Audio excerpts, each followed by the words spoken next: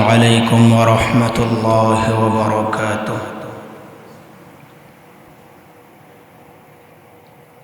إن الحمد لله وحده والصلاة والسلام على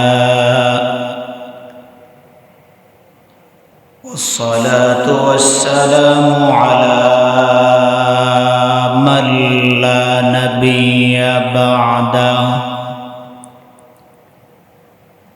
خصوصا على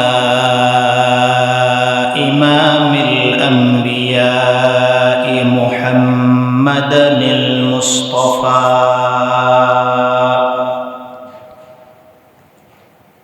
وعلى آله المجتبى ومن تبعهم بإحسان إلى يوم اللقاء. ونشهد أن لا إله إلا الله وحده لا شريك له، ونشهد أن سيدنا ونبينا وشفيعنا ومولانا محمدا عبده ورسوله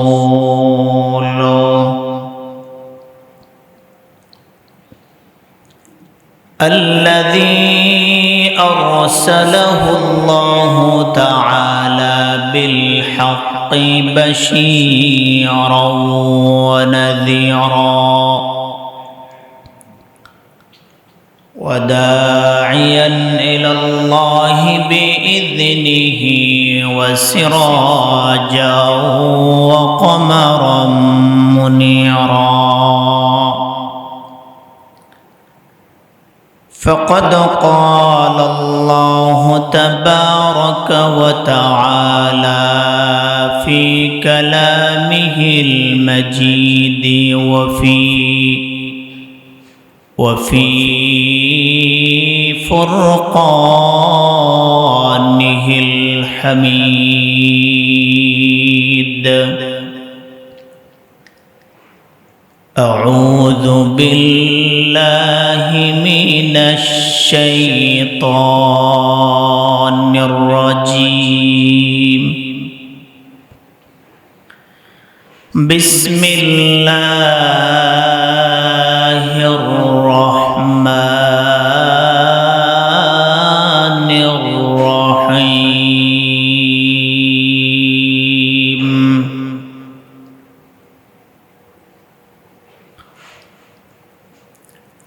إنما المؤمنون الذين إذا ذكر الله وجلت قلوبهم وإذا تليت عليهم آياته زادتهم إيمانا وعلى ربهم يتوكلون.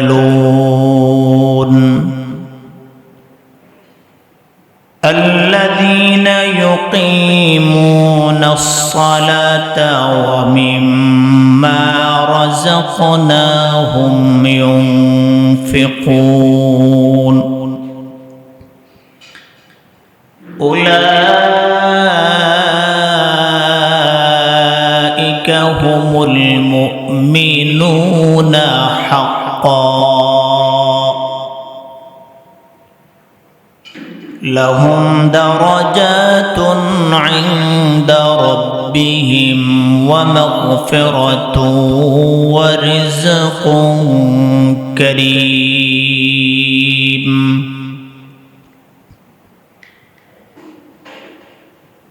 وقال رسول الله صلى الله عليه وسلم: يدخل الجنة من أمتي أمتي 70,000 بغير حساب هم الذين لا يسترقون ولا يتطيرون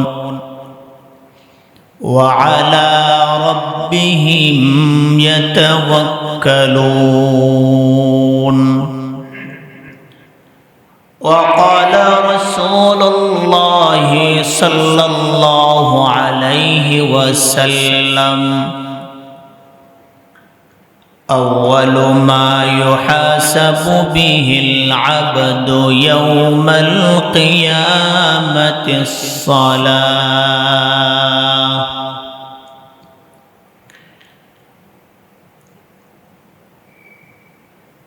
اللهم صل على محمد وعلى آل محمد كما صليت على إبراهيم وعلى آل إبراهيم إنك حميد مجيد اللهم بارك على محمد وعلى آل محمد كما باركت على إبراهيم وعلى آل إبراهيم إنك حميد مجيد أستغفر الله إن الله غفور رحيم سبحانك لا علم لنا إلا ما علمتنا إنك أنت العليم الحكيم الحمد لله আল্লাহ পাকের লাখো কোটি শুকর যে মহান মালিক আপনাকে আমাকে আমাদের সকলকে ইহকালীন জগতের সকল ব্যস্ততা থেকে ফারেক করে সুস্থ বিবেকে সুস্থ শরীরে আমাদেরকে আল্লাহর ঘর মসজিদে এসে সালাতুল জুমআ আদায়ের লক্ষ্যে আমাদের সকলকে আল্লাহ তাআলা আল্লাহর ঘর মসজিদে আসবার মতো বসবার মতন তৌফিক দান করেছেন। আমরা সকলেই দিল থেকে মালিকের দরবারে কালিমাতুশ শুকর আদায় করি, সকলেই পড়ি আলহামদুলিল্লাহ। মুহতারাম হাজিরিন, বিগত জুমআয় আমি আপনাদের খেদমতে মুমিনের 5টা বৈশিষ্ট্য 5টা গুণ থেকে 3টা গুণের আলোচনা করেছিলাম। 2টা গুণ বাকি রয়েছিল, সময়ের ব্যবধানের কারণে আলোচনা করতে পারি নাই। তো ইনশাআল্লাহ আজকের জুমা ইনশাআল্লাহ বাকি 2 বৈশিষ্ট্য নিয়ে, বাকি 2 গুণ নিয়ে আপনাদের খেদমতে কিছু কথা বলার চেষ্টা করব। আল্লাহ যেন আমাকে ইখলাস ও আমলের নিয়তে কথাগুলি বলা আর আপনাদেরকে আমল করার তৌফিক দান করেন। তাহলে আমরা আলোচনা বোঝার স্বার্থে আবার শুরু থেকে আমরা স্মরণ করে দিচ্ছি। মুমিনের 5টি গুণের মধ্যে প্রথম নম্বর গুণ হইল আল্লাহর ভয়। 2য় নম্বর গুণ হইল কোরআনের তেলাওয়াত।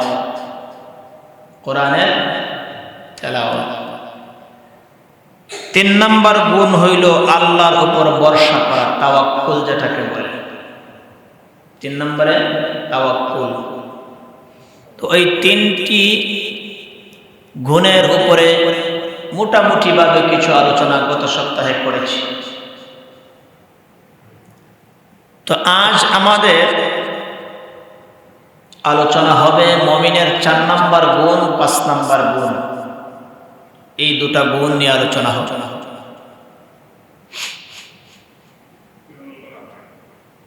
মুমিনের 4 নম্বর যে গুণটি, সেই গুণটির আলোচনা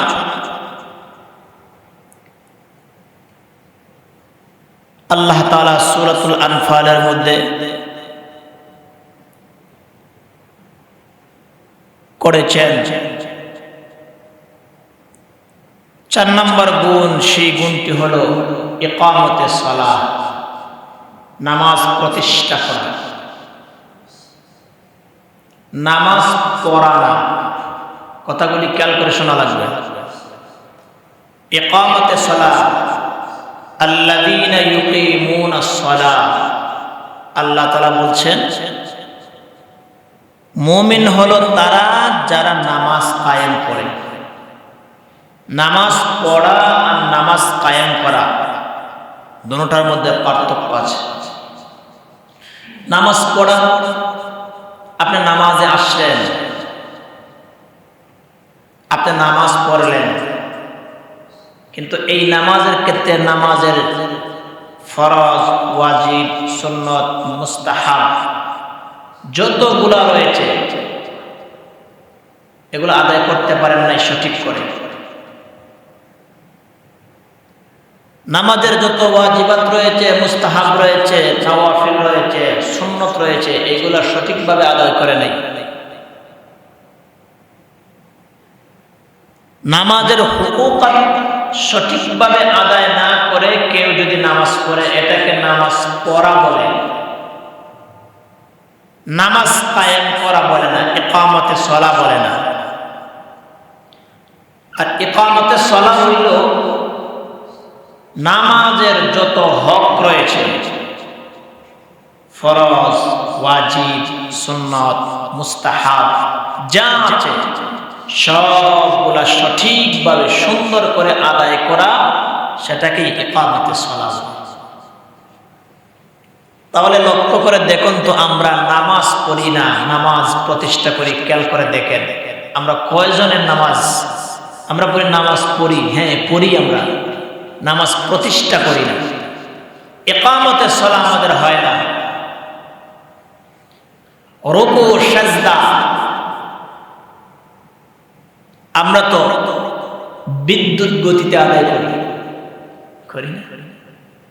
যে যত তাড়াতাড়ি করতে পারেন উনি তত বেশি পারদর্শী। আমরা আলেম, আমরা হুজুররা অনেক সময় নামাজ পড়তে গিয়ে দেখা যায় অনেক পাবলিক আমাদের আগে নামাজ শেষ হয় না, অনেক সময় হয়। তো নামাজের যত হুকুকাত রয়েছে, সাজদাকে সাজদার মতনই দেওয়া লাগবে, রুকু রুকুর মতই করা লাগবে। নবীজির জামানায় একজন ব্রাহ্ম লোক মসজিদে এসে নামাজ পড়তেছে। নবীজি দেখলেন তার নামাজের দৃশ্য। নামাজ শেষ করে লোক যখন ফিরে যাইতে চাইল, তখন নবীজি ডাকলেন। দাইকা নবীজি বললেন, কুম ফাসাল্লি ফাইন্নাকা লাম তুসাল্লি। তুমি নামাজ পড়ো, নামাজ পড়ো নাই। কথা বুঝেন নাই? রাসূল ডাক দিয়ে বলছেন লোকটিকে, তুমি নামাজ পড়ো, তুমি নামাজ পড়ো নাই। এইবারে 3 বার রাসূল লোকটিকে বললেন। লোকটি নামাজ পড়ল, রাসূল আবার বললেন, কুম ফাসাল্লি ফাইন্নাকা লাম তুসাল্লি। তুমি নামাজ পড়ো, তুমি নামাজ পড়ো নাই। শেষে লোকটি মনে মনে করলো, আমি তো নামাজ ঠিকই পড়লাম, কিন্তু রাসূল আবার আমাকে বলতেছেন নামাজ পড়ার কথা। হুজুর, কিভাবে নামাজ পড়লে নামাজ পড়া হবে আমাকে একটু বলেন। তখন নবীজি বললেন, আমাকে যেভাবে নামাজ পড়তে দেখছো, দেখো এইভাবে নামাজ পড়ো। কথা বুঝতে পারছেন? তো এই জন্য নামাজ আমরা যারা পড়ব সর্বোচ্চ চেষ্টা করব যেই ওয়াক্ত নামাজটা পড়তেছি এই ওয়াক্তের নামাজটা আমার জীবনের শেষ নামাজ মনে করে পড়া। হতে পারে সামনের ওয়াক্তের নামাজ আমি পড়তেও পারি নাও পড়তে পারি, আমার হায়াতে পাইতেও পারি নাও পাইতে পারি, এমন মনে করে আমরা যেই ওয়াক্ত নামাজের জন্য আসবো আসার পরে যেন এমন না হয় নামাজ কেন শেষ হয় না, মসজিদ থেকে কখন বাইরে, এমন চিন্তা এমন ভেতরে যেন জ্বালা করা শুরু না হয়। কারণ নামাজে আসার পরে তারা তাড়াতাড়ি করে তাড়াহুড়া করে, এটা মুমিনের লক্ষণ না, এটা মুনাফিকের লক্ষণ। সুতরাং নামাজে আসার পরে যেই বান্দার অন্তর শান্তি হয়, অন্তর ঠান্ডা হয়, নামাজে তার শান্তি লাগে, সে প্রকৃত মুমিন। আর নামাজে আসার পরে ধীরস্থিরভাবে শান্তভাবে জীবনের শেষ নামাজ মনে করে নামাজ পড়বেন। এই নামাজের মাধ্যমে আল্লাহ পাক হাসরের ময়দানে আপনাকে আল্লাহ পাক নাজাতের জরিয়া বানায় দিবেন। সুবহানাল্লাহ। সুতরাং আল্লাহ পাক রব্বুল আলামিন আমাদেরকে বলছেন যে আমি আল্লাহ মরণ এবং হায়াতকে আমি আল্লাহ সৃষ্টি করেছি লিয়াবলুয়াকুম আইয়ুকুম আহসানু আমালা। আমি আল্লাহ দেখব তোমরা কে কতটুকু আমল করো, কে কত সুন্দর আমল করো, কে কত উত্তম আমল করো, কে তার আমলটারে কতটুকু সাজাইয়া করো। আল্লাহ পাক এখানে এমন কথা বলেন নাই যে কে কি পরিমাণ, কে কি পরিমাণ নামাজ পড়ো, কার নামাজের সংখ্যাটা বেশি, এমন কথা বলেন নাই। আল্লাহ বলেন কে কতটুকু সুন্দর করে নামাজ পড়ো, কার নামাজটা সুন্দর হয়, যত্নবান হয়, সেটা আমি আল্লাহ দেখব। সেটার জন্যই তোমাদের আমি আল্লাহ মরণ এবং হায়াত সৃষ্টি করেছি। সুতরাং আমরা যারা মুমিন ঈমান এনেছি, আমাদের করণীয় ঈমানের পরে আমাদের সবচেয়ে দামি নেক আমল যেটা, সেটা হইল গিয়ে নামাজ। এই নামাজের পাবন্দি যেন আমরা হই, এই নামাজ যেন আমরা সুন্দর করে পড়ি, নামাজ যেন এমন করে না পড়ি ওই নামাজ আপনার আমার জন্য যেন বোঝা না হয়, গুনার বোঝা না হয়। হাজিদের মধ্যে আসছে যে মুমিন বান্দা যখন নামাজ পড়ে, নামাজ পড়ার পর ওই নামাজটা যদি সুন্দর হয়, যত্নবান হয়, নামাজ আল্লাহর কাছে বলতে থাকে আল্লাহ আপনার বান্দা যেভাবে সযত্নে সুন্দর করে আমাকে আদায় করেছে, আল্লাহ তাকেও আপনার রহমত দিয়ে এইভাবে যত্ন করে আবৃত করে রাখো। আবার নামাজ বলে, নামাজকে যদি আপনি যদি ধ্বংস করে বলেন, নামাজের হক আদায় করে বলেন না, ওই নামাজ আল্লাহর কাছে শিকায়াত করে আল্লাহ আপনার বান্দা যেভাবে আমাকে ধ্বংস করেছে, আমাকে যত্ন করে পড়ে নাই, আল্লাহ তার উপর আপনার ধ্বংস, আয় আল্লাহ আপনি তাকে এইভাবে ধ্বংস করেন। নাউযুবিল্লাহ। সুতরাং একটা মুসলিম পরিবারের সকল সদস্য যদি নামাজি হয়ে যায়, তাহলে ওই পরিবারে অশান্তি আসবে না। আমাদের সবচেয়ে বেশি কাজ করা যেটা দরকার, ঈমানের পরপর নামাজের চর্চা করা, পরিবারে নামাজ, পরস্পরে বসে নামাজের চর্চা করা। এজন্য মুসলমান এই নামাজের বিষয়ে আমরা সচেতন থাকব, আমরা সতর্ক থাকব। আজকে নামাজের বিষয়ে একটা বিষয় আপনাদেরকে আমি বলছি, প্রয়োজনে আপনারা অনেকেরই জানা আছে। নামাজের বিষয়ে অনেকের কিছু কিছু বিষয় সন্দিহান থাকে। এজন্য আমি বলছি, এক নম্বরে হচ্ছে নামাজ একটা পড়া, আর একটা হচ্ছে নামাজ প্রতিষ্ঠা করা। ইকামতে সালাহ, নামাজ প্রতিষ্ঠা করা, নামাজ পড়া আর প্রতিষ্ঠা করা দুটোটা সমান না। আপনি নামাজে আসছেন, স্বাভাবিক গতিতে রুকু সেজদা তাসবিহ তাহলে যতটুকু আছে পালন করছেন, নামাজ পড়া হয়ে গেছে। তবে হ্যাঁ, আপনি নামাজে আসার পরে নামাজের যত হক আছে, ফরজ বলেন, ওয়াজিব বলেন, সুন্নত বলেন, মুস্তাহাব বলেন, যতগুলো আছে সবগুলা সুন্দরভাবে আপনি যদি আদায় করতে পারেন তাহলে এইটা নামাজ হবে ইকামতে নামাজ। এই নামাজের দ্বারাই আল্লাহ তাআলা পরকালে আপনাকে নাজাতের উসিলা বানাবেন।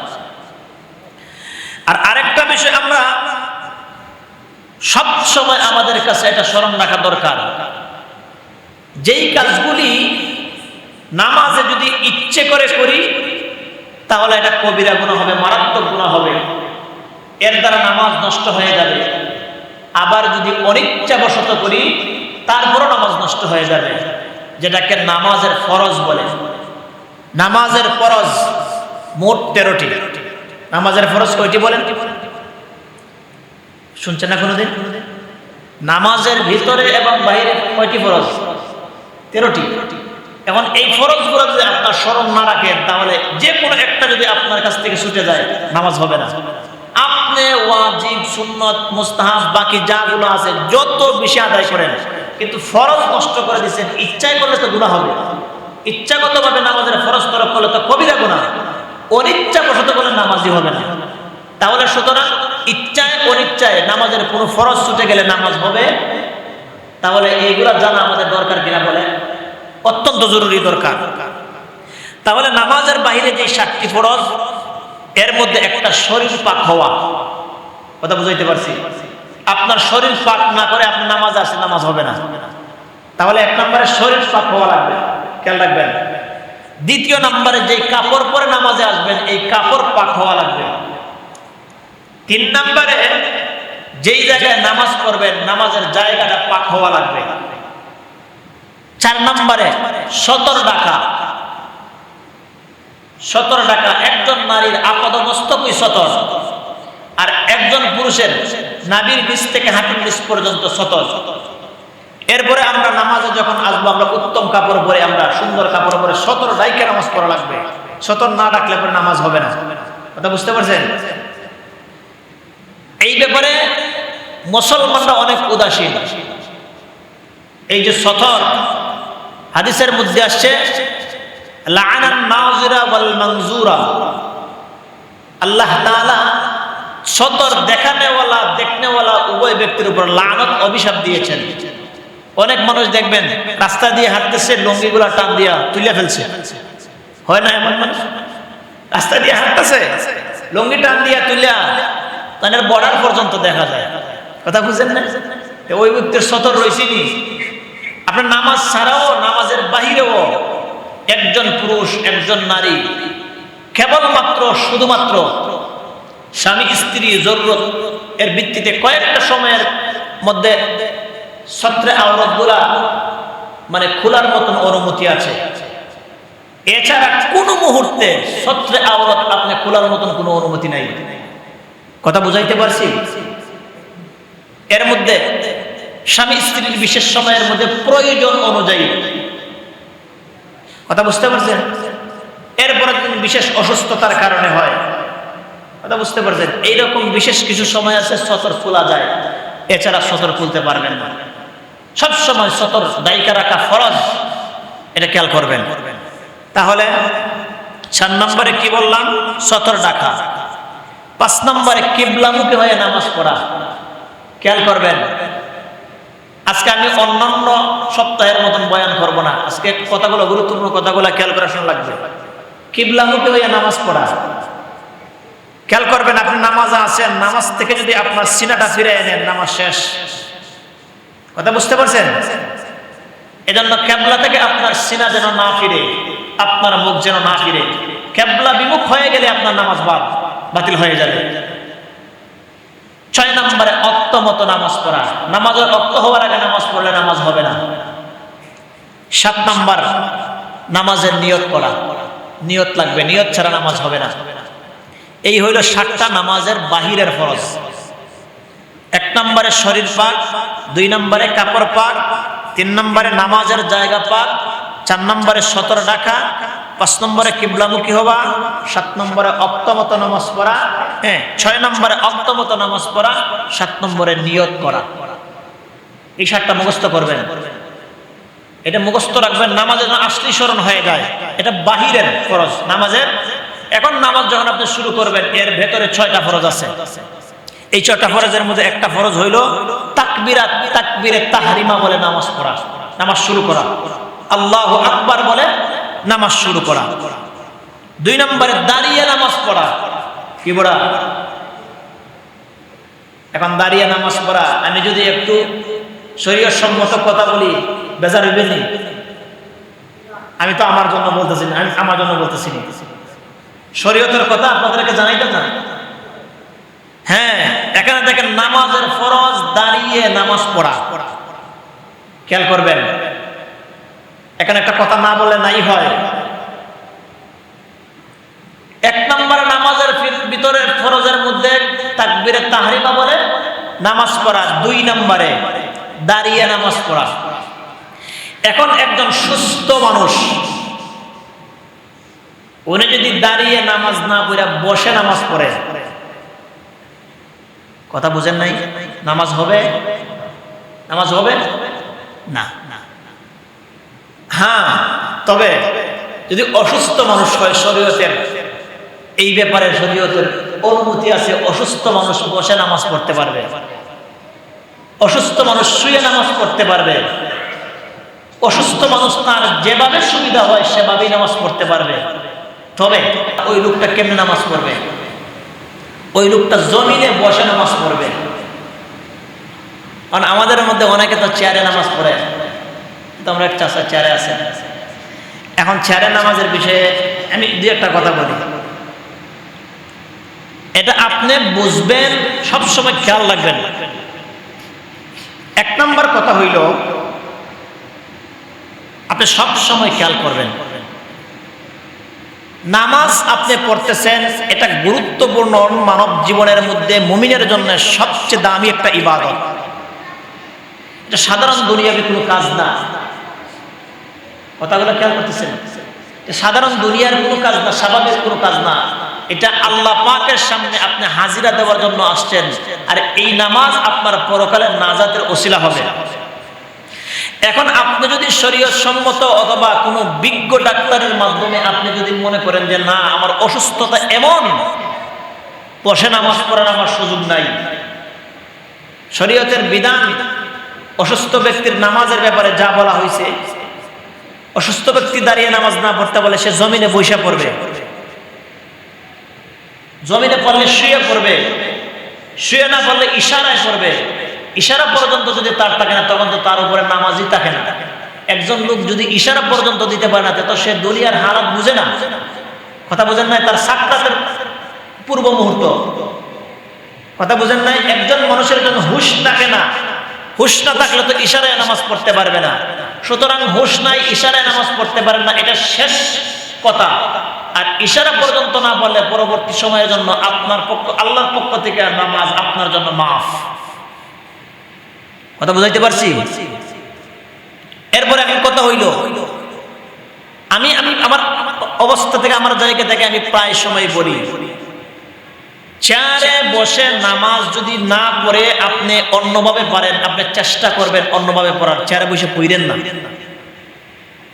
চেয়ারে বসে যদি আপনি নামাজ না পড়ে অন্যভাবে পড়তে পারেন, কারণ অন্যভাবে অবস্থান আমি বলছি, আপনি জমিনে বসেন, পা লম্বা করেন, প্রয়োজনে শুয়ে পড়েন, এই ধরনের আমি অবস্থান বলছি। এমন অসুস্থতা যদি আপনার হয়, শুয়ে পড়তে পারেন না, বসেও পড়তে পারেন না, তাহলে আল্লাহ পাকের পক্ষ থেকে আপনাকে আল্লাহ পাক মাফ করে দিবেন, আপনার উপরে জিম্মাদারি থাকবে না। এখন আপনি খেয়াল করবেন, আপনি মসজিদে ঠিকই চেয়ারে বসে নামাজ পড়তেছেন,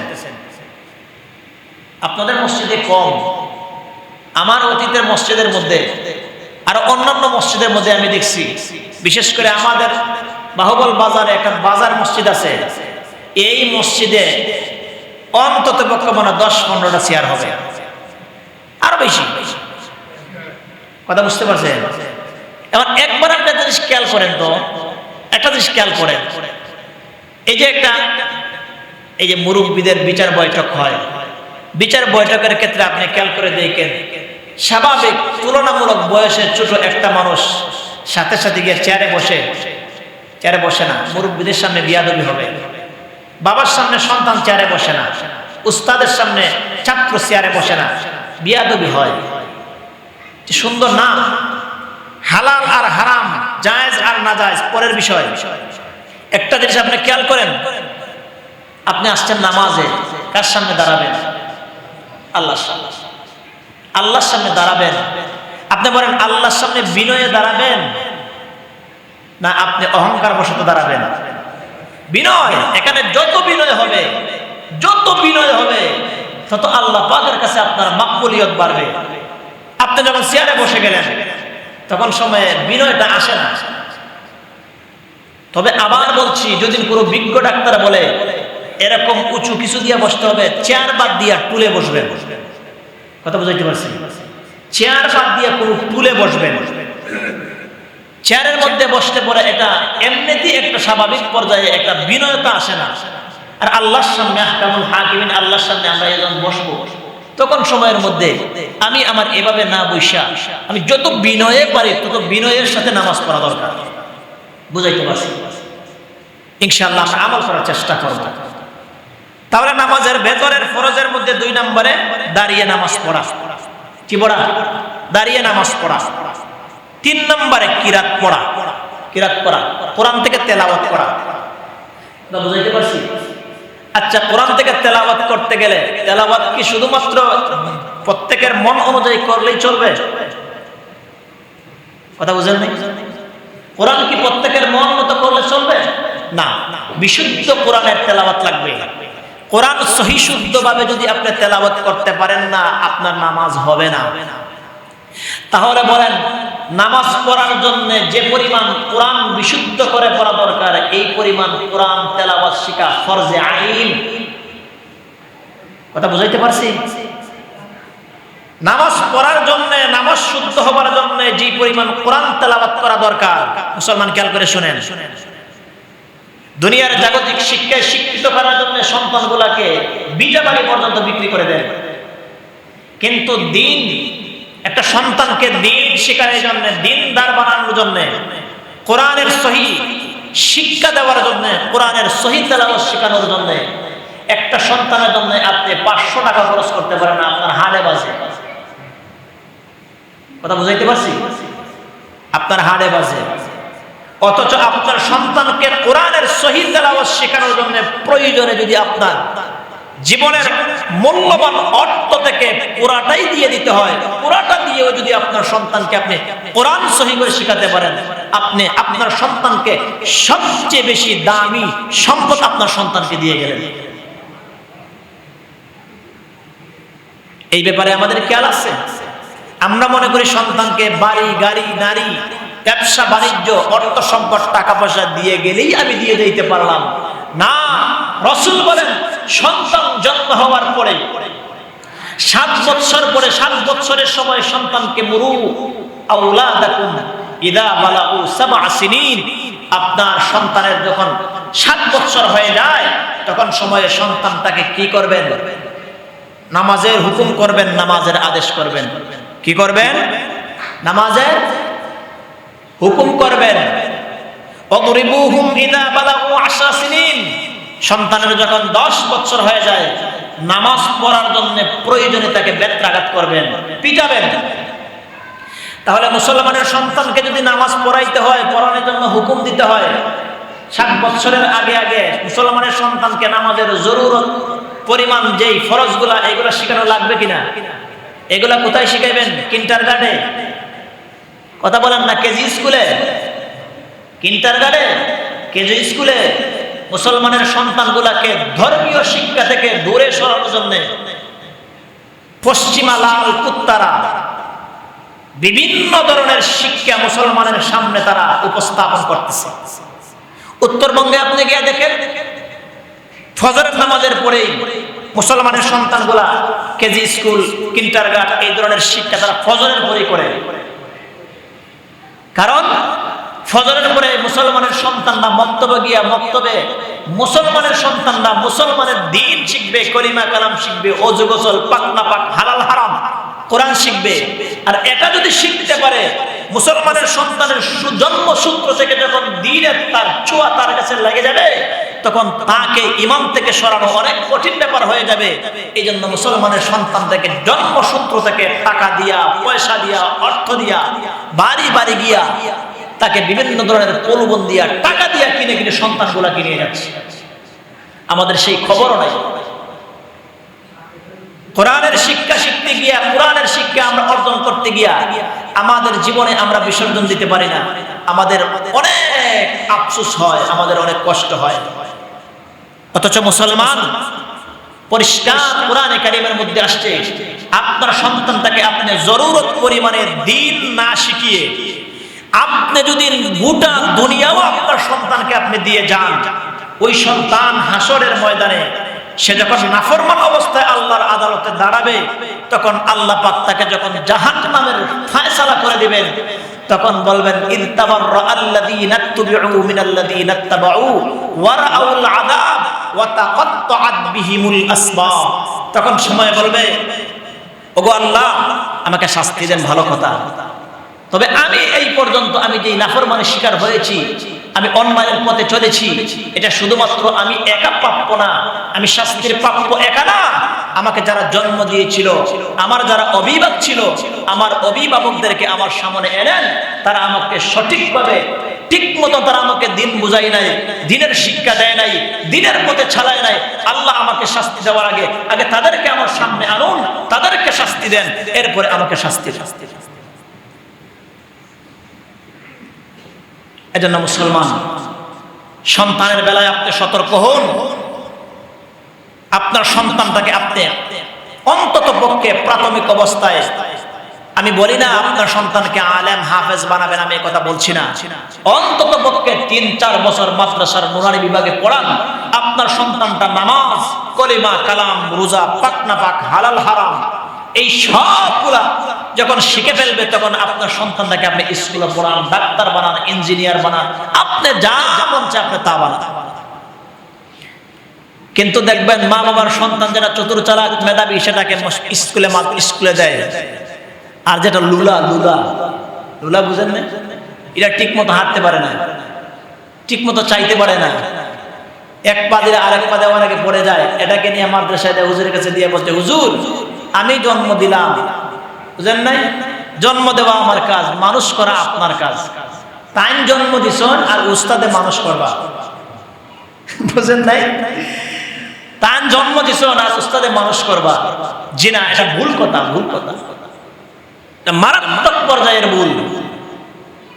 আপনার সন্তানকে আপনি গড়ে তোলা লাগবে, আপনার সন্তানকে আপনি দিন শিখানো লাগবে, আপনার সন্তানটাকে আপনি দিনের চর্চা আপনার পরিবার থেকে করার পরে, পরিবার থেকে দিন শেখানোর পরে আপনার সন্তানটাকে আপনি মাদ্রাসায় নেন, মসজিদে দেন, উস্তাদের কাছে দেন, এরপরে আল্লাহর হাওলা করে আসেন। এমনিতেই দিন না শিখে, দিনের চর্চা না করে, মাও নামাজ পড়ে না, বাবাও নামাজ পড়ে না, পরিবারে কেউ নামাজ পড়ে না, সন্তানকে নামাজের কথা বলে, কথা বুঝেন নাই?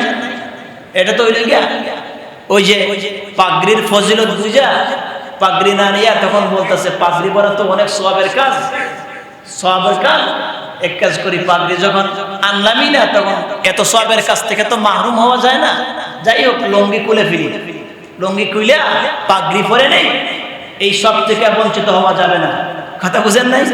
হ্যাঁ, লঙ্গি খুলে পাগড়ি পরে নামাজ পড়লে যেমন সওয়াবের আশা করা ভুকামি, ঠিক তেমনি ভাবে সন্তান জন্ম দিয়া সন্তানের হক আদায় না করে উস্তাদ আলেম উলামার কাছে দিয়া ভালো কিছু আশা করা, এটাও বোকামি। কিছু বললেন না, এটা মানে বেঠিক বলছি, ঠিক কিনা বলেন না? বেঠিক বললাম? হ্যাঁ, আপনার সন্তানের, আমার হাতে সময় নেই, না হয় আমি বলবো ইনশাআল্লাহ, অন্য কোনো সপ্তাহে সন্তানের অধিকার নিয়ে কিছু কথা হয়তো অতীতে বলছি। সন্তানের অধিকারের বেলায় আমরা মা বাবা যদি সচেতন থাকি, তাহলে আপনি আমি আমার সন্তান থেকে দুনিয়া আখিরাতে কিছু পাওয়ার আশা করতে পারবো।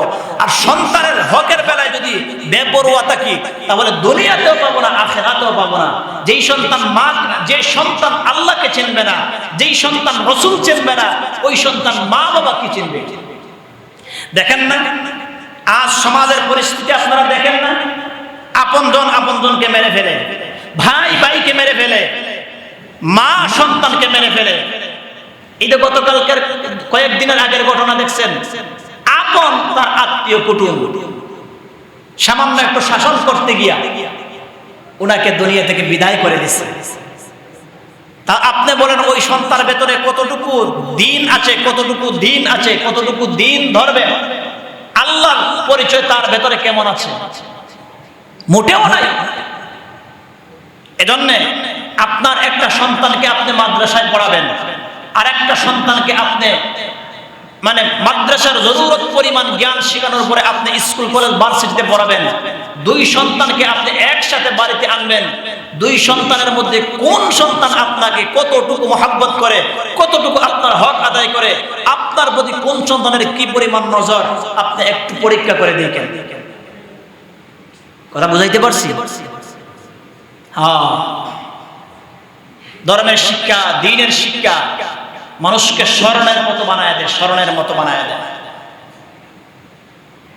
আপনি একটা কথা সব সময় বুঝবেন, যেই সন্তান আল্লাহকে চিনবে না, এই সন্তান মা বাবাকে চিনবে না, এই সন্তানের ভিতরে মনুষ্যত্ব থাকবে না, সে তার স্বার্থে আঘাত করলেই তোমাকে খারাপ কিছু করে ফেলবে।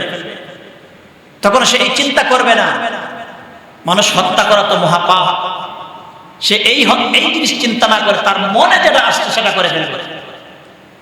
এজন্য মুহতারাম হাজিরিন, মুসলমানের ঘরে দ্বীনের চর্চা করা দরকার, পরস্পরে দ্বীনের আলোচনা করা দরকার, পরিবারকে নামাজি বানানো দরকার। নামাজ মুমিনের সবচেয়ে বড় একটা হাতিয়ার, ঈমানের পরে জান্নাতে যাওয়ার একটা হাতিয়ার।